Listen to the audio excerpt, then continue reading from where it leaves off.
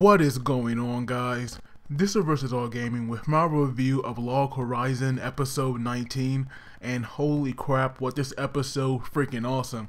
So it starts off with our game. We have Nayanta, Natsugu, Marie. We also have the kid as well, and we have all these random players, and they're like waiting in some area that I think we've seen before, but they're all eating and they're like saving their strength because they think it's possible that the goblins can come here. But then we go to where our real battle is going down, where we have Krusty, and we all know that he's like leading this main force. But we also have the princess as well, who was actually looking on at the fight, and we see that I'm not sure what her name is, but I'm pretty sure that she is Krusty, right hand man, or woman I should say, and she used that same item or potion that allowed people to see in the dark, because we see that her eyes were glowing. And so we have Krusty here, and he's just doing work. And you could just see that, when he was fighting, he was definitely enjoying it. Krusty is a beast. He might have a weird name, but this guy is a monster. I was definitely digging his fight style. I like it a lot. Now, if Shiroe, is known as the Villain in Glasses, and we see the way Krusty fight and the way that he just dominates a battle, then this guy definitely earns the name Berserker in Glasses, because that right here is what Krusty is. This guy is a beast. And so we see that these goblins, we have different races of goblins. Like we have these two new ones that we haven't seen before, and they were called Hill Giants. We have one that I believe was at level 72, and the other was at 80. But we see that they had all these sorcerers already waiting, and Krusty, just signaled them, and he launched, all these beams, some kind of magical beam attack. It was definitely awesome the way that looked. And so while Krusty looked like he was enjoying this battle, the princess had commented that he's like rather sad and lonely, and I do wonder, why is that? Because I have no idea why Krusty would feel that way. That right there, really kind of surprised me to hear that. But then we go to all the players, and we learn that that the Shiroe network is actually up right now and it's working. And they explain how it works. It's actually pretty simple. But then we go to their plan here, where Shiroe actually knows that they are going to win this fight. And of course, the goblins, some of them will try to flee. And to prevent that, they're actually going to pinpoint all of these small groups and lead them to a single spot where they could take them out. But Shiroe was saying if there's one city actually gets taken over, then this whole plan is going to fail, and it's possible that they can lose this war. So they have to make sure that there's one town in the distance. They have to make sure that it's safe, and it's that town that we saw Minori and Marie. It's the one they were walking through, and it's also the one we have all these fish monsters attacking. So that town right here is like our main objective, because we have to protect that.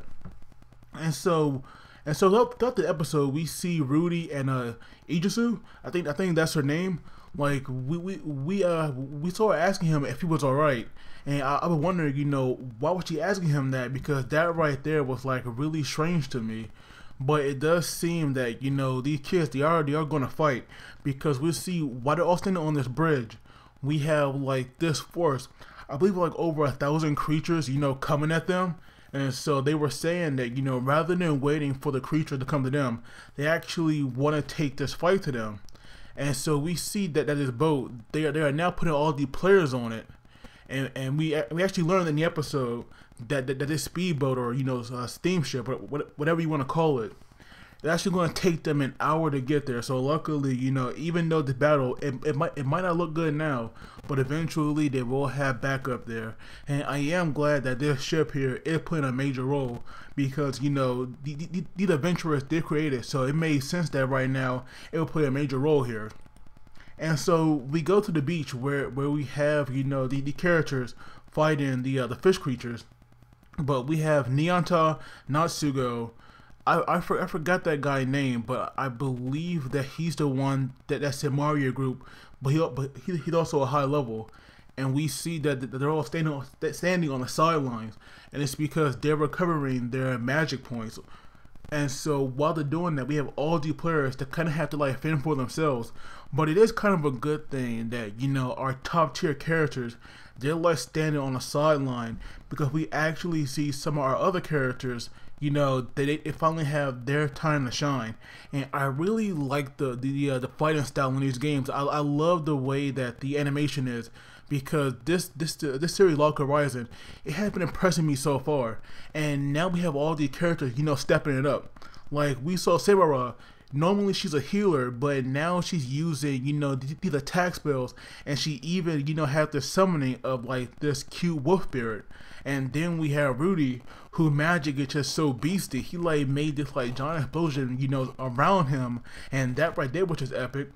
And of course we have Toya, who being a beast samurai, I'm definitely liking his damaging moves. That's awesome. And we also have Idrisu as well. Her attacks and the way that her and Rudy, you know, work so well together, that is freaking awesome. And so Natsugo, he actually points out that, you know, how Minori and Shiroe, they're like so similar, and that right there is definitely true. Because Natsugo, he was saying that, you know, back when it was like, you know, just a regular game, Shiroe had this ability to predict 30 seconds into the future of a battle, and he could just calculate all this stuff, and he always made sure that, you know, his allies MP and HP. I believe that he said, you know, he'll make sure that they had never dropped behind, you know, 1%. And Natsugo was saying that, you know, he has no idea, you know, how far ahead Minori can see, but she is definitely, you know, being like Shiroe, because the guy is just a full blown genius.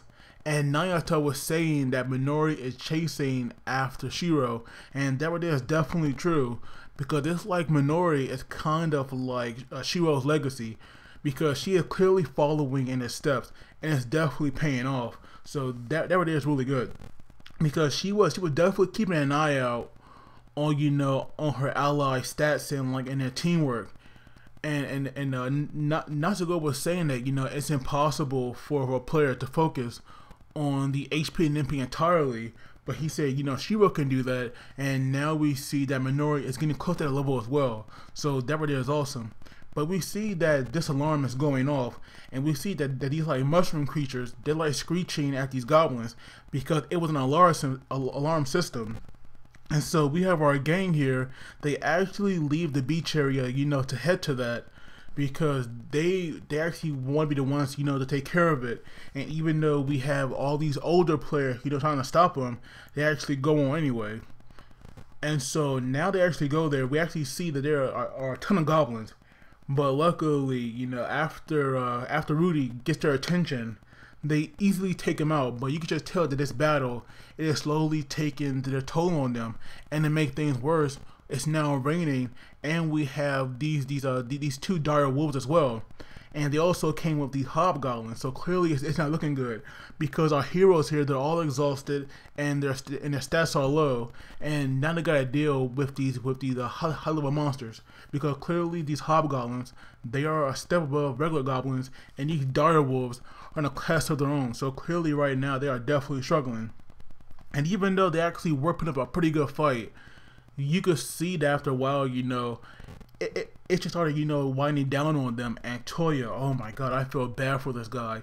It was definitely not looking good for Toya.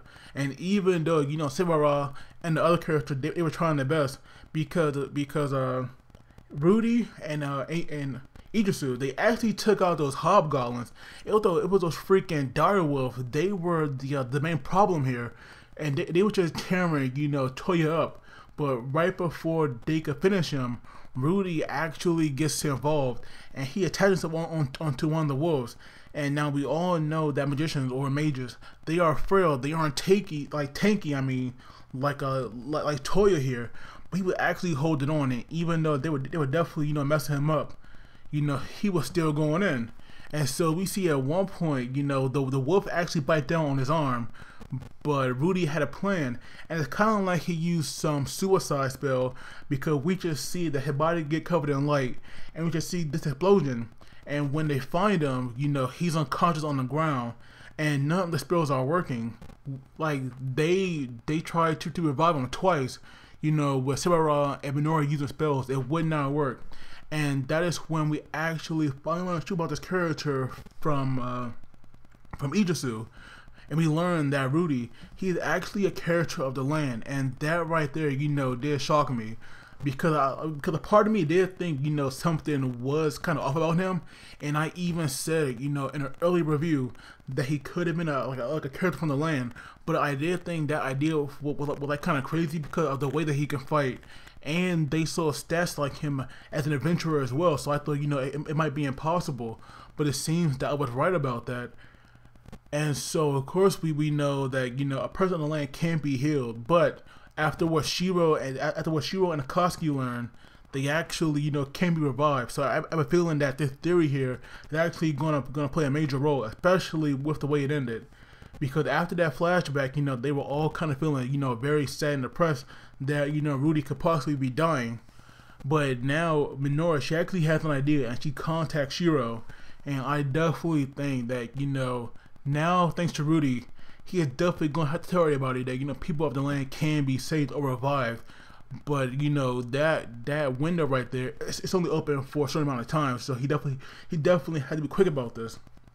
But Rudy's secret coming out, and, you know, all this fighting and action, this episode was definitely very good.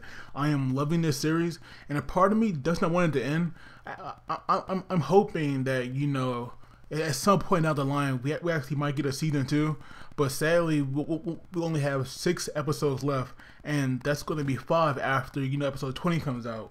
So this series is coming to an end, but it has been a great series so far, and I have a feeling that, you know, it's going to be great till the end, because I'm definitely digging this. Episode 19 is probably one of my favorite episodes by far, and I actually liked it a lot. I give it, you know, a great rating because this episode, it was like it was an A+ episode to me. I'll say it like that. It was that good. But as always, please do not forget to like the video and subscribe because that really helps me out. And you guys take it easy. And I will see you all next time.